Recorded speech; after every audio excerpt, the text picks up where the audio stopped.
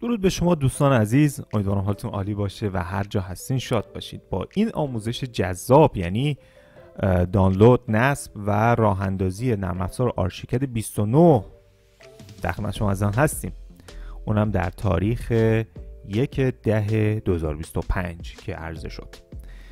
با من همراه باشید. قراره هم نرم افزار رو برای شما نصب کنیم، هم نحوه فعالسازیش رو به شما یاد بدیم و همین که بریم سراغ مبحث پلاگین ها، چطوری چه پلاگین هایی داره، پلاگین هاشو نصب کنیم و یه مقدار بررسی کنیم موارد مختلفشو. با من همراه باشید.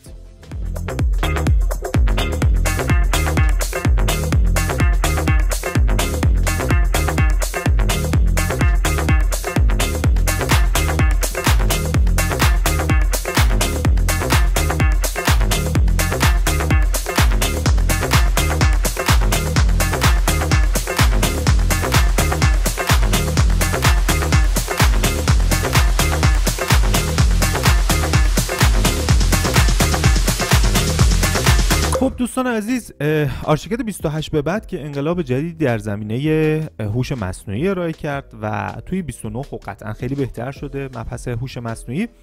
در مورد انگار آرشیکد 29 یه ویدیوی کاملی برای شما خواهم گذاشت و آموزش کار با آرشیکد 29 رو هم روی این پلیلیستی که اینجا در اختیار شما قرار دادم برید مشاهده کنید. یه ویدیو، چند تا ویدیو کامل رو در اختیار شما از اون، یه دوره کامل هستش به آپگرید آرشیکد 29. خب همونطور که میبینید توی سایت ما این بخش شما میتونید مراجعه کنید آرشیکد 29، روی این کلیک کنید. همونطور که میبینید اینجا یه سری توضیحات دادیم که چه بخشای اضافه شده، مثل نوآوری برجسته در AI اسیستنت که همون دستیار هوشمندش خیلی بهترش کرده، خیلی فوق‌العاده‌تر شده و مبحث بیم ایکس و بیم کلود. البته لوگوش هم تغییر کرده، اینم بگم که لوگوش مقدار جذاب‌تر شده، رنگش تغییر کرده و یه گزینه جدیدی به نام MEP دیزاین برای تأسیسات ساختمانی اضافه شده به صورت مجزا. حالا من الان دارم دانلودش میکنم، ببینید اینجا MEP دیزاینر 29 که یکی از انگار مثلا یه تحول جدیدی در صنعت MEP انگار انجام داده. بریم سراغ مبحث بعدیش که DDS کده و مبحث انگار DDS کده لوله کشی بهداشتی و این موارد رو خیلی بهتر بهینه‌تر کرده و تو بحث معماری و مهندسی تاسیسات میشه گفت فوق‌العاده شده توی این ورژن 29. و در نهایت پلتفرم ابری برای تحول این گزینه پروژکت آورا یک ورژن جدید هست. حالا باید بررسی بشه، هنوز توی نسخه بتا هست، باید بیاد بررسی بشه، تحلیلش رو حتما در اختیار شما از آن قرار خواهم داد. خب بریم سراغ دانلودش. شما میایین روی اینجا کلیک میکنید توی این قسمت ورژن 29. هر ورژن آپدیتی هم که برای شما بیاد، حالا شاید این ویدیو رو مثلا بعدها شما ببینید که مثلا آپدیتش اومده باشه، اول بعد آرشیکد 29 رو نصب کنید، یعنی این ورژن رو نصب کنید و بعد آپدیتش رو نصب کنید. ما معمولا مواردش رو با هم دیگه در اختیار شما قرار میدیم. یا از طریق اگر خارج از ایران هستی و ویدیو منو داری میبینی، باید از طریق تلگرام دانلود کنی. حالا چطوری این کار رو انجام بدم؟ میایین داخل خود کانال آرشیکد، اینجا ادسان آرشیکد اینجا معروفه دیگه، بیش از 25,000 تا عضو، 25,400 تا تقریبا عضو داره که دیگه شما میتونید اصلا سرچ بزنید توی تلگرام و اینجا خیلی راحت اونو ببینید. واردش که شدید، حالا من لینک ها و اینا رو تو دیسکریپشن در اختیار شما از آن قرار میدم. میاد اینجا، خب اینجا میبینید که دانلود آرشیکد 29 هست، میزنید و دانلود میکنید. اما داخل رباتی که اینجا طراحی شده امکانات بیشتری هستش. کجاست؟ این ربات رام AI. بیایم ببینیم که چطوری میتونیم وارد انگار این قسمت بشیم. اینکه اینجا یه گزینه چنج لنگویج داره، میتونید زبان رو تغییر بدید. اگر فارسی زبان هستید بذارید روی فارسی و مراحل رو پیش برید. خب حالا ما با همین ورژن انگلیسی پیش میریم توی این قسمت گزینه سافر رو انتخاب میکنم، نمچک رو اینجا میزنم چون از شرکت نمچک هستش. خب میبینید شرکت نمچک این نرم افزارها رو داره، آلبلان، وکتورورکس، سنوفوردی، بلو بیم و آرشیکد که خب برای ما الان آرشیکد مهمه. آرشیکد رو میزنیم، میبینید اینجا ورژن های مختلف در داخل انگار این ربات قرار داره. یعنی چی؟ یعنی شما علاوه بر این که ورژن‌های قبلی رو هم میتونید استفاده کنید، علاوه بر این که از خود نرم افزار استفاده کنید، میتونید از پلاگین های اونم همینجا استفاده کنید. به خاطر این گفتم که از این ربات میتونید استفاده کنید. خب من میام اینجا، خب آرشیکد 29 رو میزنم ویندو و مک. وقتی من بزنم روی ویندوز، اینجا دو تا گزینه داره، AC29 هم خود نرم افزار آرشیکد 29 هستش و پلاگین های اون. اگه من روی AC29 بزنم، اینجا آرشیکد 29 میاد میزنه میزانش و اینجا کرک فعاله و من اینجا میتونم دانلود کنم. حالا کجا دانلود میکنم؟ این گزینه اینجا گرافیکس آف آرشیکد 29 این رو میزنم و دانلودش رو انجام میدم. پس برای عزیزانی که خارج از ایران هستن پیشنهاد میشه که از داخل تلگرام دانلود کنن. خب پلاگین ها چیه؟ بیایم پلاگین ها رو هم با هم بررسی کنیم. ثبت میکنیم تا این بررسی بشه. بذارید من اینجا اینو فعال کنم که بتونم ببینم که چه چیزایی هستش. خب پلاگین های مختلفی آرشیکد ارائه کرده، پارتنر هم داره بعضیاش و آیتم های بسیار جذابی. الان آرشیکد پروژکت کمپیر این جدید اضافه شده و گزینه به گودیس که خب معروفه، راینو، این هر کدوم از اینا هم این زیرش میتونید دانلود رو بزنید. پسوردشون هم اینجا زده شده که چه پسوردی هستش. گراس هاپر، لایبرری پارت میکر و دیگه گزینه بعدی هم که گزینه سینما 4D. خب اینجا یه گزینه داریم به نام To see more file click on continue. خب من این کانتینیو رو میزنم بقیه موارد رو هم ببینم. خب میبینیم که دیگه سینما 4D بود، بعد میریم سراغ سالیبری، دانلودش کنید، مدل پورت، هر چیزی هم که بیاد اینجا شما میتونید دانلود کنید، موارد مختلف. خب خیلی از این موارد هم فعال سازیش هم به شما برای شما در اختیار شما قرار داده. مثلا آرشیترا و مدل پورت فعال سازیش هم هست. من از انگار تمام این موارد استفاده میکنم و دانلودشو میزنم. خب دانلود که کردین، گفتم پسوردش هم که مشخصه، بریم با هم دیگه اینا رو اجرا کنیم. خب این که هیچی. خب موارد رو هم یه بررسی بکنیم چه چیزایی داریم. الان اینجا سوفر، خب این همون آرشیکد کامپیر بود. گفتم بریم حالا اول باید آرشیکد 29 رو نصب کنیم و بعد بریم سراغ آرشیکد کامپیر. خب قبل از هر چیزی من میرم سراغ درایو دی که من تو درایو دی میریزم، شما تو درایو سی میخوایم بریزین، هر جا دوست دارید. پروگرام فایل و گزینه گرافیسافت رو انتخاب کنید. میبینید اینجا من ورژن های مختلفی دارم. اینطوری نیست که شما فقط یه ورژن داشته باشید، میتونید هر ورژنی که داشته باشید. مثلا من برای دویچلند آلمان هم جدا گذاشتم اینجا، پس برای اینها میتونید به صورت مجزا داشته باشید. من آرشیکد 29 تکنولوژی پریویو، یعنی قبل از اینکه آرشیکد اصلی بیاد رو هم نصب دارم اینجا که خب قطعا اینو پاک میکنم، دیگه نیازی بهش ندارم. برای حذف ورژن آرشیکد 29 تکنولوژی پریویو کافی بیان اینجا، کلیک راست میکنم، میام روی این قسمت، اینجا میزنم توی قسمت سرچ میزنم آرشیکد. خب تکنولوژی پریویو 29 اینجا برای من اومده. ببینید 6 گیگ فضا هم اشغال کرده. چرا؟ چون من باید بررسی هایی رو انجام میدادم، به خاطر همین این ورژن رو داشتم. خب من دیگه بهش نیازی ندارم، احتیاجی بهش ندارم، پس حذفش میکنم. آنینستال رو میزنم و ثبت میکنم که حذف انجام بشه. اینجا ورژن های دیگه ای هم میبینید که من برای آرشیکد 27 28 29 و موارد دیگه دارم که شما از هر کدومش میتونید استفاده کنید و برای لازم رو ببرید. خب تا این حذف میشه ما حالا کاری به چیز نداریم، میریم نصب آرشیکد 29 رو با هم دیگه انجام میدیم.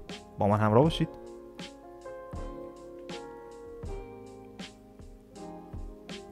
خب دوستان عزیز، میایم وارد این پوشه‌ای که شما اکسترکتش کردین. نحوه اکسترکت کردن هم بهتون بگم، خیلی ساده است. کلیک راست میکنید، وینرر رو حتما نصب داشته باشید یا با استفاده از اگه ویندوز 11 دارید اینجا یه گزینه انگار کمپرس دارید که میتونید به زیپ تبدیل کنید، یا اینجا گفتم از گزینه وینرر میتونید استفاده کنید. اکسترکت هیر یا اکسترکت رو میتونید انجام بدید، اکسترکت فایل رو میتونید انجام بدید.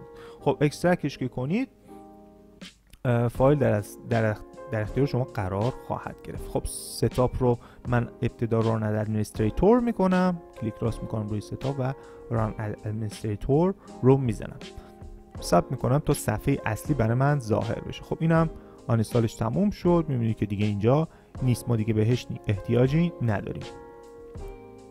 توی این صفحه اینجا هم باید پاک شده باشه. میبینید که الان آرشیکد 29 پریویو حذف شد، پس ما دیگه پریویو رو کاری نداریم، میریم سراغ آرشیکد اصلی، همون آرشیکد 29 که برای ما مهم هست. خب ثبت میکنیم تا برای ما ظاهر بشه. خب قبل از این که انگار شما نیاز داشته باشید که نصب رو انجام بدین، ما یک کاری دیگه هم باید انجام بدیم. شما باید برید توی سایت graphisoft.com.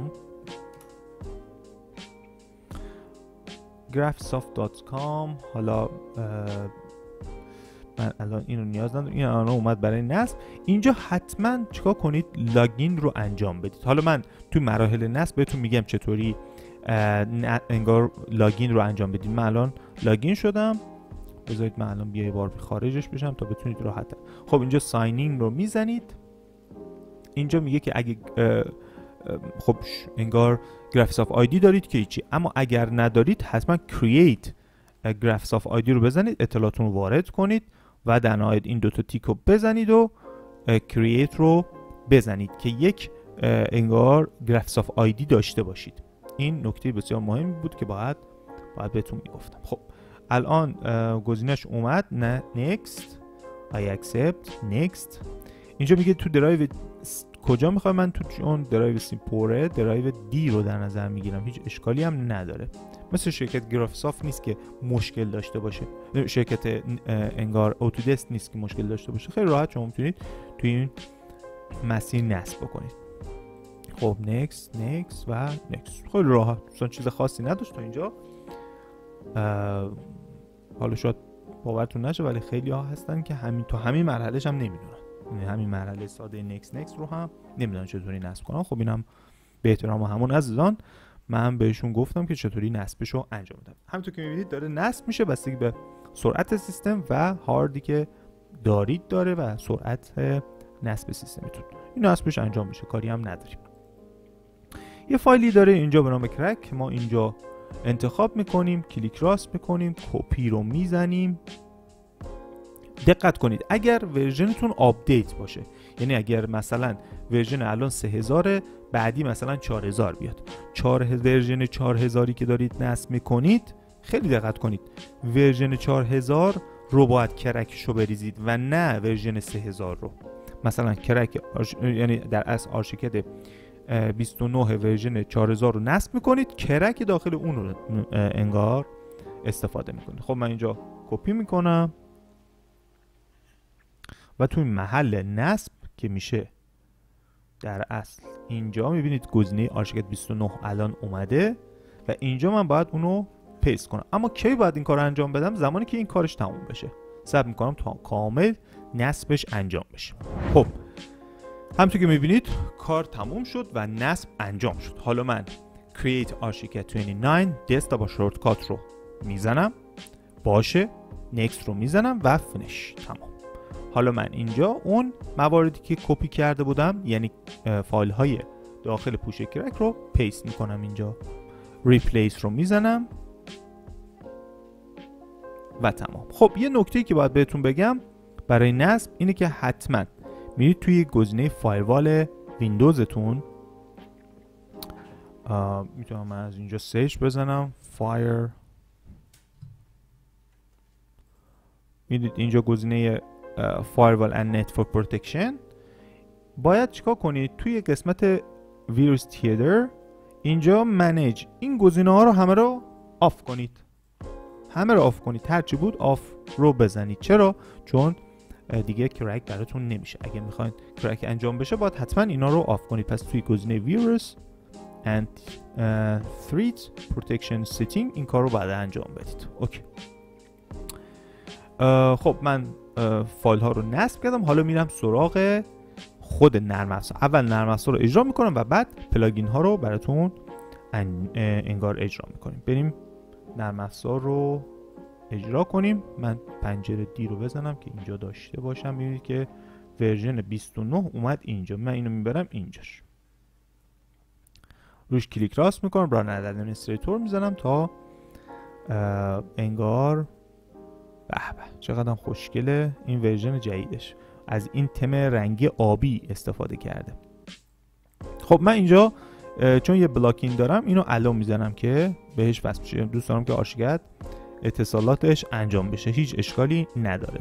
چرا؟ چون من میخوام اینجا به گرافیسافت من وصل بشه. یه ترای میزنم و میبینیم که ورژن آرشیکد 29 برای ما اومده بالا. فقط کافیه بریم داخل نیو و اینم میخوام باشه و اینجا آرشیکد 29 و حالا اینش مهم نیست. نیو رو میزنم و ببینم که آرشیکد من اومد بالا یا نه.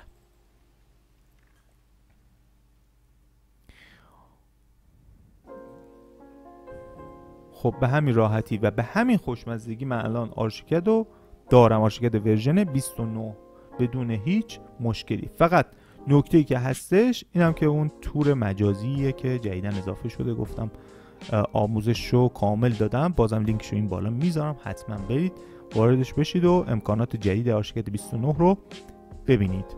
به صورت رایگان هم هست، میتونید استفاده کنید. خب اینجا گزینه AI Assistant رو داریم که خب AI Assistant current available due to connection issue with the server. اگر شما خب توی هر شرکتی باشه فرق میکنید. در مورد اینا هم حتما ویدیوهای مختلف میذارم که شما چطوری اتصالات رو برقرار کنید، آیتم های مختلف رو بهتون میگم. بریم پلاگینش رو نصب کنیم.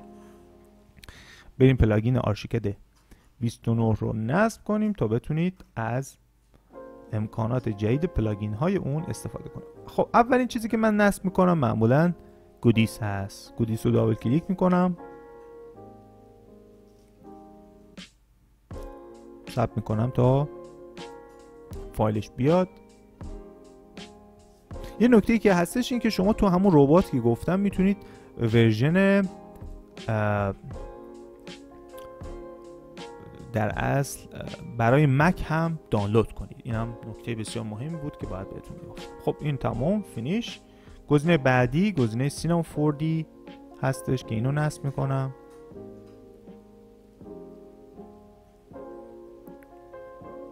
بعدی گراس هاپر است. اگر راینو ندارید این نصب نمیشه. نکس. من همه اینا رو نصب میکنم دیگه، کار خاصی نداره.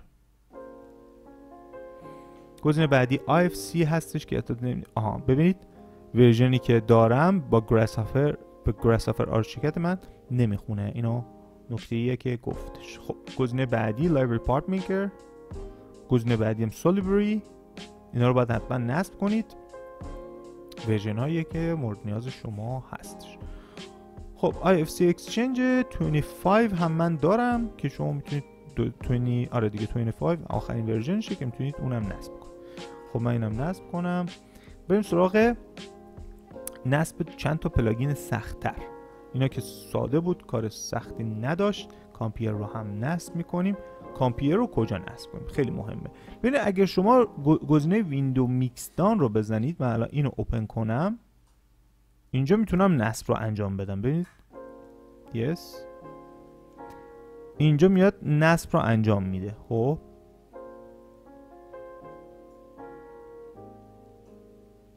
کامپیر میکسدان.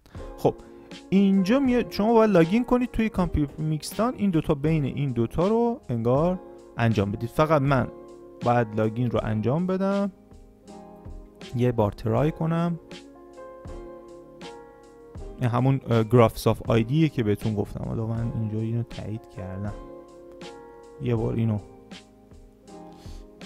صبر کنید، یه بار اینو تنظیم میذارم.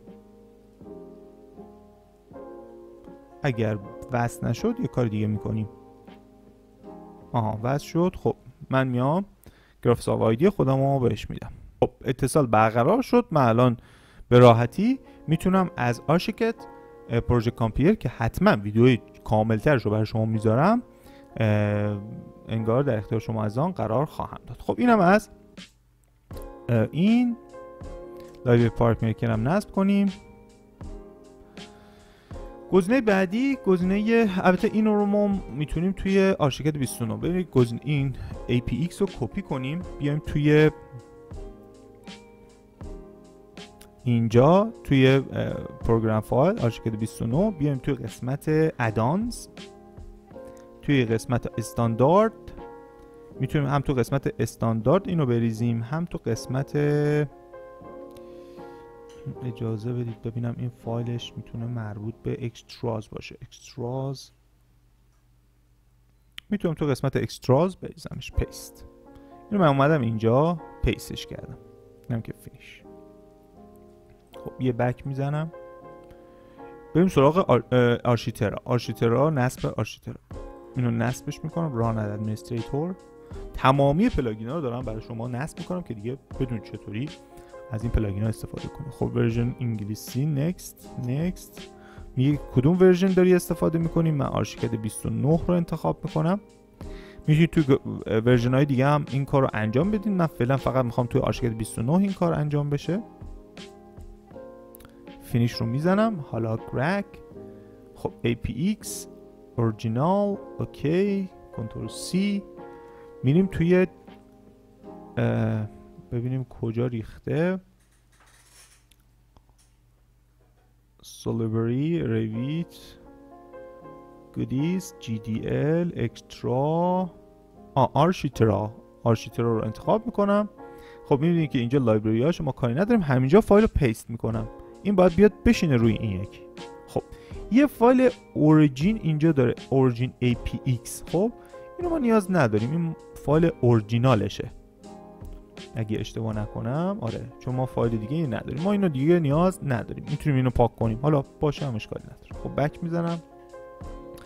گزینه بعدی باید مدل پورت رو نصب کنم.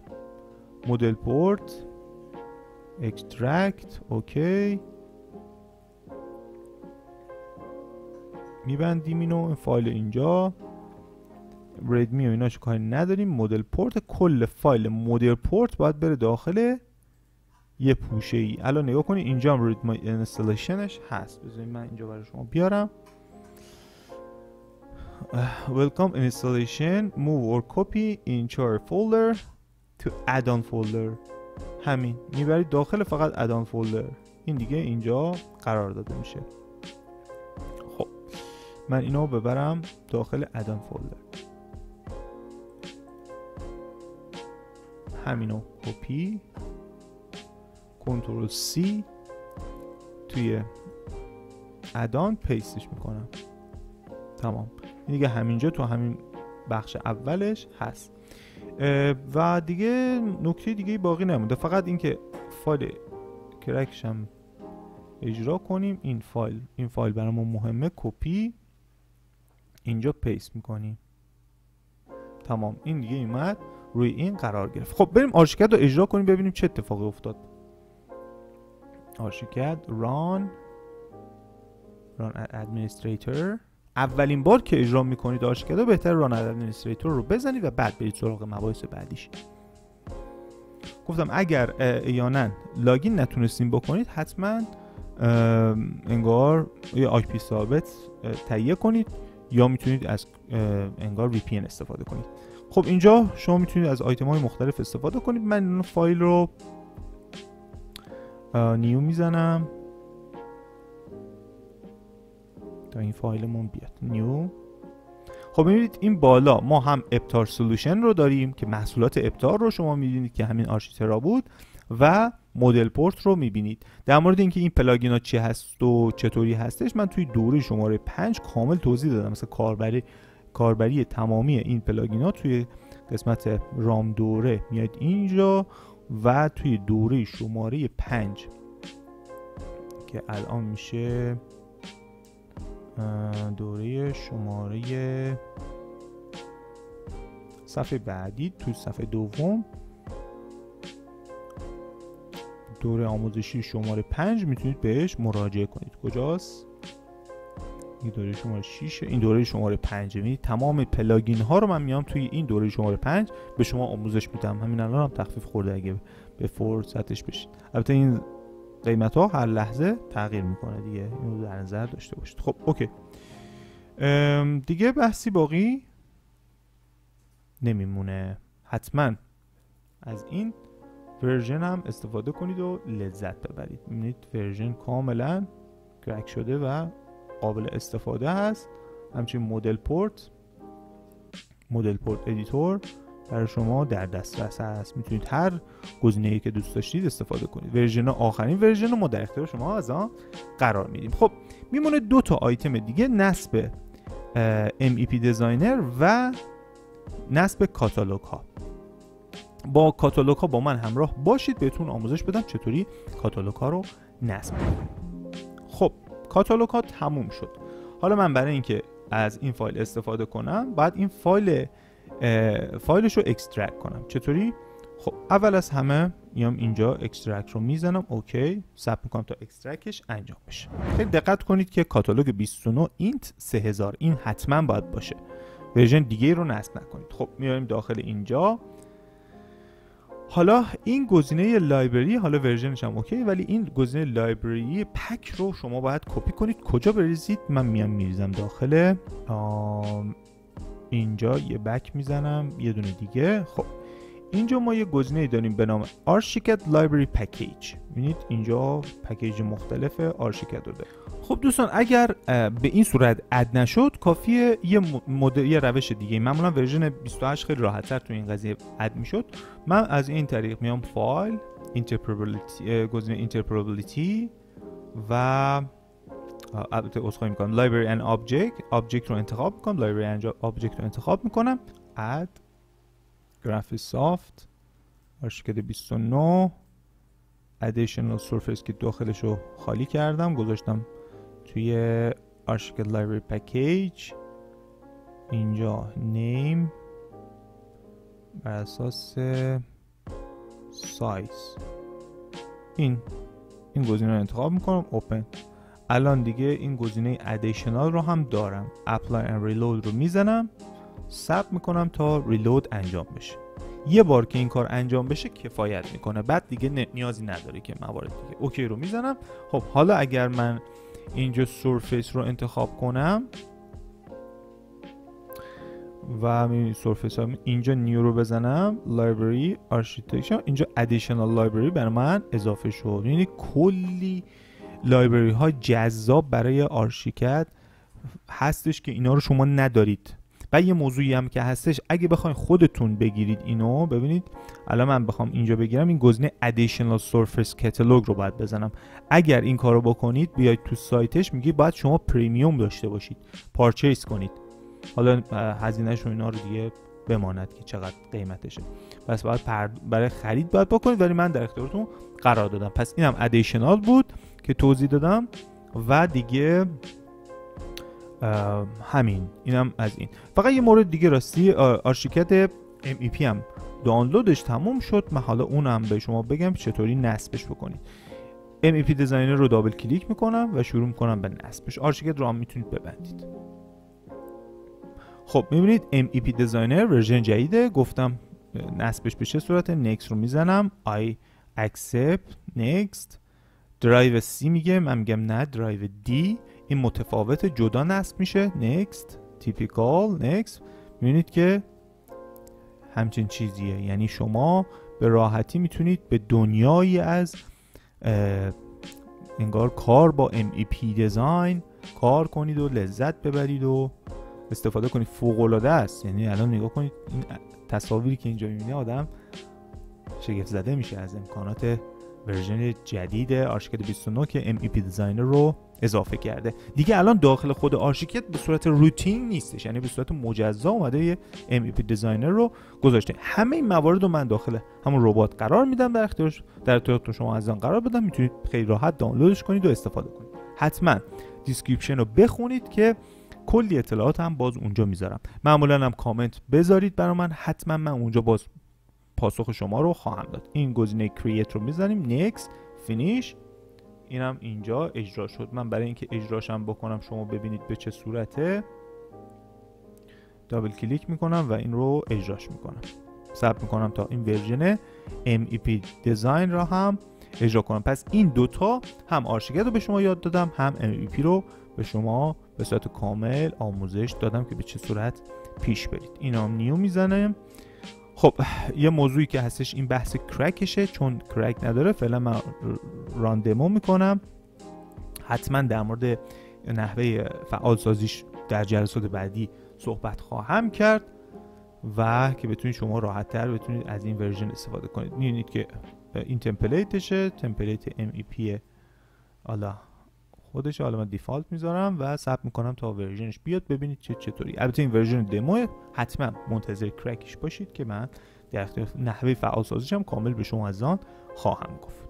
خب همونطور که مشاهده میکنید آرشیکد MEP برای ما ظاهر شد و الان شما میتونید از تک هم از آموزشاش استفاده کنید و همین که از فایل هایی که داره یک سری تفاوت ها داره که شما چطوری کار کنید باش، سرعتش فوق العاده شده. حتما ویدیوی آموزشیشو ببینید و بعد بهش مراجعه کنید اگر دوست دارید تو این زمینه فعالیتتون رو انجام بدید.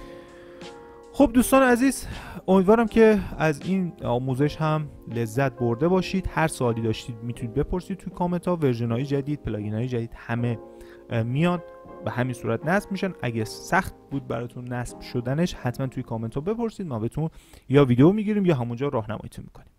امیدوارم که لذت برده باشید از این آموزش جذاب و فوق العاده. بعد از فکر می‌کنم 3 سال 4 ساله که ورژن جدید رو برای شما آموزش نصبیش رو کامل گذاشتم، به صورت کامل، حتی پلاگینا رو بهتون گفتم. امیدوارم که لذت ببرید. موفق خوبیاتون باشید و خدا نگهدار.